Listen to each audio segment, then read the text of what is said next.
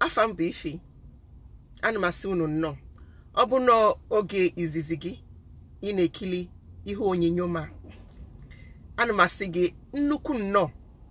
Ọ bụ na ọ bụrụ oge izizi gị keki mbe tata achọm ka m kọọrọ unu ihe mee tata bụ ụbọchị ụka. Anyị na-eje ụka n'ụtụtụ.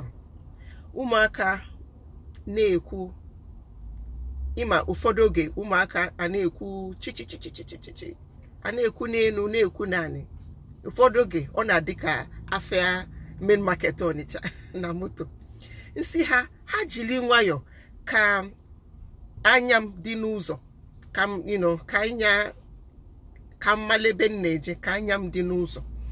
Ozigbo m kwuchiri na ihe a, ofu moto si n'akụkụ m fiam. Onwe etu o si wee ga wee zee ya. Ekene dịrị Chukwu. Wee zee ya somehow. O wee si n'akụkụ m ga. Nsi Chineke daalụ nnọọ.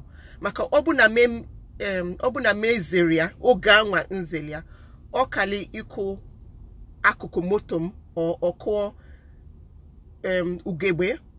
ugegbe m off. Onwe ndị na-anya moto. Onwe ndị na-anya moto. Ha na-adị ka ndị ṅụrụ kaikai ịma ka ndị ṅụrụ mmanya rinne. So mana Chineke melu nne ebele. O nwero ihe mee moto m. Nwoke nwanụ gaa ebe ọ na-aga mụ na-eje ebe m na-eje na-ekene Chukwu. Gịnị ka m na-ekwu? Ọ bụ na ibu ndị mmadụ na moto gị, ha bụ ụmụaka maọbụ ha bụ okenye, anya gị dịlị n'ụzọ ka ị wee jee ebe ị na-eje n'udo, batakwa n'udo. Ọ bụ na ụmụaka chọrọ ihe a na-eli eli, nye ha ihe ahụ tupu unu ebido ijem.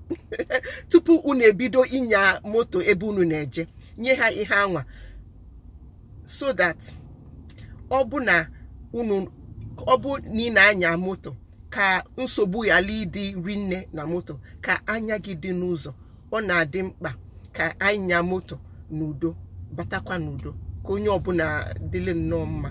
So ọnyanwa ka nsị ka nkọlụ unu na Chineke melu ezigbo ọlụ tata.